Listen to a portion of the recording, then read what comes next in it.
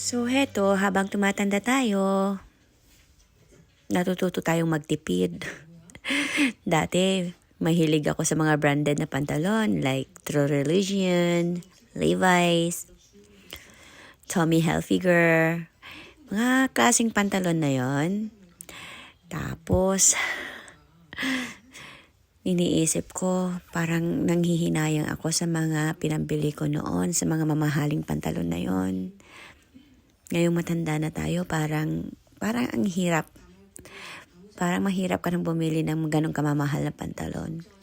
At gusto mo na lang pumunta doon sa okay-okay at bumili lang ng isa o dalawang pair para lang may magamit ka sa pangtrabaho.